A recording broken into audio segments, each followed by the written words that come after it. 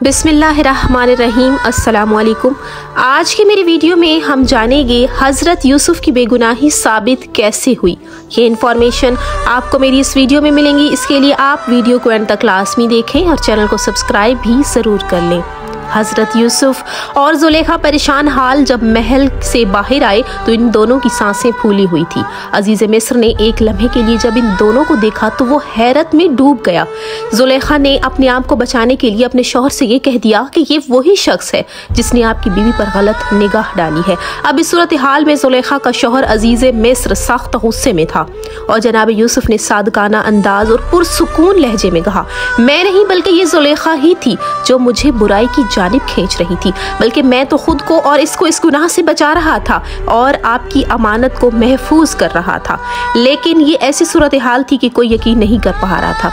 इसी सूरत हाल में जुलेखा की एक कज़न थी जिसकी गोद में एक दूध पीता बच्चा था। अल्लाह ने इस आलम में जनाब यूसुफ की मदद की और वही के जरिए कहा कि ए यूसुफ, इस दूध पीते बच्चे से कहो ये तुम्हारी बेगुनाही को साबित करेगा। इतने में उस बच्चे को जैसे ही जनाब यूसुफ ने उस बच्चे की तरफ देखा और कहा कि ए बच्चे, मेरी बेगुनाही को साबित करो, तो बच्चे ने इसने खुदा के साथ इंतहाई पुरसुकून लहजे में कहा कि अगर पैराहन यानी कि कुर्ता जनाब यूसुफ का आगे से फटा हुआ है तो यूसुफ की नीयत साफ नहीं थी और वो मुजरिम है, और अगर जनाब यूसुफ का कुर्ता फटा है पीछे से तो यूसुफ बेगुनाह है और जुलेखा जो है वो गुनाहगार है। अजीज़ मिस्र ने देखा कि जनाब यूसुफ का जो कुर्ता है वो तो पीछे से फटा हुआ है। इसने अपनी बीवी से कहा कि ये तहमत और बहतान तुम्हारी तरफ से था, तुम औरतें धोखा देने वाली हो और फरेबकारी में बड़ी महारत रखती हो। अब उसने अपने आप को लोगों के सामने बुरी नज़रों से बचाने के लिए उसने ये कहा, अजीज़ मिस्र ने जनाब यूसुफ से कहा कि तुमने इस बात को अपने तक ही रखना है और बाहर ये बात नहीं निकलने देनी। अब चाहिए तो ये था अजीज़ मिस्र को कि वो जुलेखा को लान तान करता, उसको सज़ा देता, लेकिन उसने ऐसा कुछ नहीं किया, बल्कि उसने खुद ही अपने आप को बचाने के लिए इस बात को दबा लिया। लेकिन ये बात ऐसी थी जो फैलती जा रही थी और आखिरकार महल के अलावा भी सारी औरतों में ये बात फैल चुकी थी कि जुलेखा अपने ही गुलाम के इश्क में मुब्तला हो गई और इस तरह से उस पर बहतान लगा। लेकिन एक दूध पीते बच्चे ने उसके गुलाम की जो गवाही दे दी और जुलेखा जो है वो सजावार है। अब औरतें तरह तरह की उस पर जुलेखा पर बातें कर रही।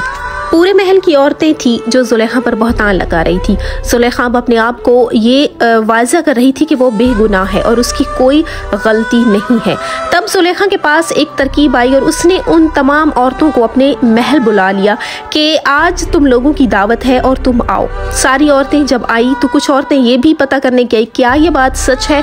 जब सारी औरतें महल में जमा हो गई तो उनके लिए ख़ास इंतज़ामात किए गए, उनके लिए खाने बनाए गए, उनके लिए रक़्स का इंतज़ाम किया गया और उनके आगे बड़ी बड़ी थालियों में जो एक प्लेटों में फल भी रख दिए गए और हर औरत के हाथ में एक छुरी थमा दी गई कि वो इस महफिल को इंजॉय भी करे और फलों से लुत्फ अंदोज भी हो। इसी असनाह में जुलेखा ने जनाब यूसुफ से कहा कि जब मैं कहूँ तो तुमने आना है और इन औरतों के दरमियान में से गुजर कर चले जाना है। एक दरवाजे से आना है और दूसरे दरवाजे से तुमने बाहर निकल जाना है। अब जनाब यूसुफ जो कि एक गुलाम थे और उन पर अताअत वाजिब थी कि वो अपनी मलका की अताअत करें, तो बस जुलेखा ने इसका फ़ायदा उठाते हुए जैसे ही वो औरतें अपने रक़्स में जो थी मगन थी और फ्रूट्स जो थी वो काट काट कर खा रही थी, इसी असनाह में जनाब यूसुफ आए और जुलेखा ने जनाब यूसुफ को बड़े ही अच्छे अंदाज में तैयार कराया। जैसे ही उन औरतों की निगाह जनाब यूसुफ के चेहरे पर पड़ी तो गोया उन्होंने आज से पहले ऐसा फरिश्ता नुमा इंसान नहीं देखा था। वो औरतें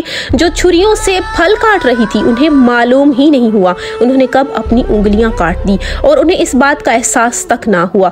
जैसे ही जनाब यूसुफ वहाँ से गुजरे, जनाब यूसुफ ने अपनी आंख उठाकर उन औरतों की तरफ ना देखा। वो शैतान से अल्लाह की पनाह मांग रहे थे, जबकि वो औरतें यही कह रही थी कि ये तो आदमी नहीं बल्कि मोहतरम फरिश्ता है।